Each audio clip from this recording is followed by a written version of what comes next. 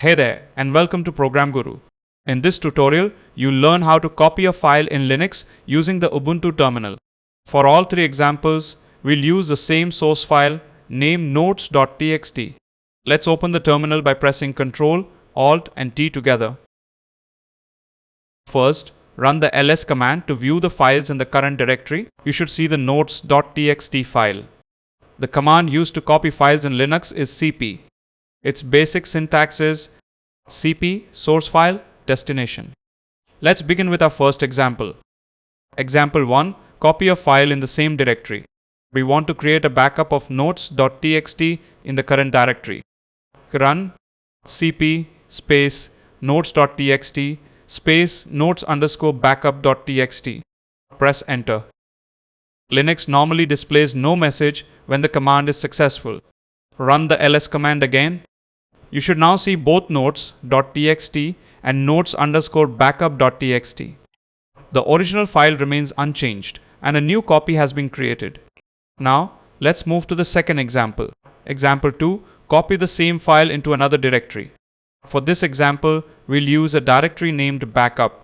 If the directory does not already exist, create it by running mkdir backup. Now run cp notes.txt backup / press enter. This copies notes.txt into the backup directory while keeping its original name. To verify the copy, run ls backup. You should see notes.txt inside the directory. Now for the third example. Example 3. Copy the same file and rename it in the destination. We'll copy notes.txt into a directory named archive and give the copy a new name. First, create the archive directory if it does not already exist. Run mkdir archive. Now run cp notes.txt archive / notes_old.txt. Press enter. This creates a copy inside the archive directory named notes_old.txt. To confirm it, run ls archive. You should see the renamed copy in the output. If you want the terminal to display what is being copied, use the -v option. For example, run cp-v notes.txt notes_copy.txt. The terminal displays the source and destination file names after completing the copy. Be careful when the destination file already exists.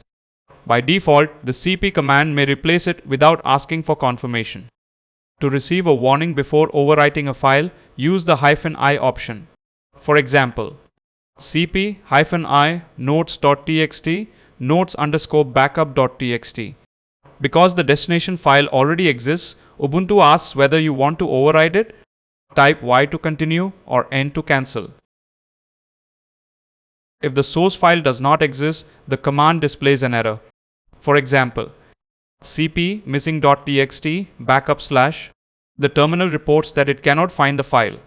If you see this error, use ls to check the file name. You can also run pwd to confirm your current directory. Thanks for watching Program Guru. Subscribe to the channel and explore our Linux tutorials playlist for more practical lessons. I'll see you in the next tutorial.